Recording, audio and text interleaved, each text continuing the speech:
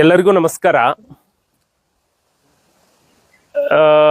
ಆಳಂದದ ಶಾಸಕರಾಗಿರುವಂತಹ ಸನ್ಮಾನ್ಯ BR ಪಾಟೀಲ್ ಅವರು ಒಂದು ಗುರುತರವಾದ ಆರೋಪವನ್ನ ಮಾಡಿದ್ದಾರೆ.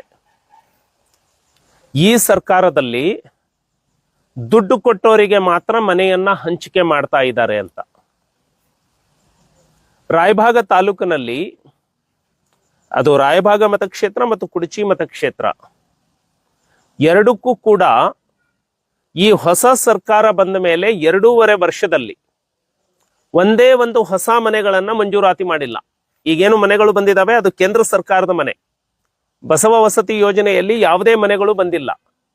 ಯಾಕೆ ಬಂದಿಲ್ಲ ಅಂದ್ರೆ, ರಾಯಭಾಗ ತಾಲೂಕಿನವರು ದುಡ್ಡು ಕೊಟ್ರೆ ನಾವು ಮನೆಯನ್ನ ಮಂಜೂರು ಮಾಡ್ತೇವೆ, ಕುಡಚಿ ಮತಕ್ಷೇತ್ರದವರು ನಾವು ದುಡ್ಡು ಕೊಟ್ರೆ ಮನೆಯನ್ನ ಮಂಜೂರು ಮಾಡ್ತೇವೆ ಅಂತ ಹೇಳಿ ಅಲ್ಲಿ ಹಿಡಿದು ನಿಲ್ಲಿಸಿದ್ದಾರೆ.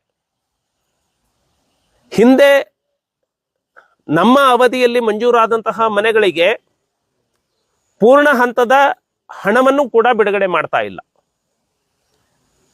ಹಾಗಾಗಿ ಈ ಸರ್ಕಾರದಲ್ಲಿ ಏನು ಬಡವರಿಗೆ ಮನೆಯನ್ನ ಮಂಜೂರು ಮಾಡಬೇಕು, ಬಡವರ ಹತ್ರ ಕೂಡ ಏನು ಹಣವನ್ನ ಕೀಳುವಂತಹ ನೀಚ ಮಟ್ಟಕ್ಕೆ ಈ ಸರ್ಕಾರ ಏನು ಇಳಿದಿದೆ. ಇದರ ವಿರುದ್ಧ ನಾಳೆ ಸೋಮವಾರ 23ನೇ ತಾರೀಕು ಬೆಳಿಗ್ಗೆ 10 ಗಂಟೆಗೆ ಒಂದು ಪ್ರತಿಭಟನೆಯನ್ನ ಇಟ್ಕೊಂಡಿದ್ದೇವೆ.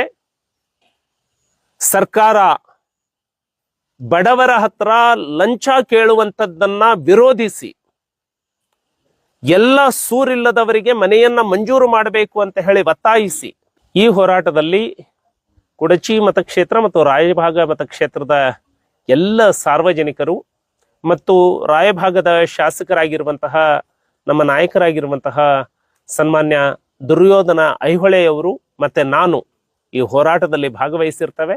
ರಾಯಭಾಗದ ಅಂಬೇಡ್ಕರ್ ಸರ್ಕಲ್ನಿಂದ ತಾಲೂಕು ಕಾರ್ಯಾಲಯದವರೆಗೆ ಒಂದು ಬೃಹತ್ ರ್ಯಾಲಿಯನ್ನ ಮಾಡೋದ್ರ ಮೂಲಕ ಅಲ್ಲಿ ಅಧಿಕಾರಿಗಳಿಗೆ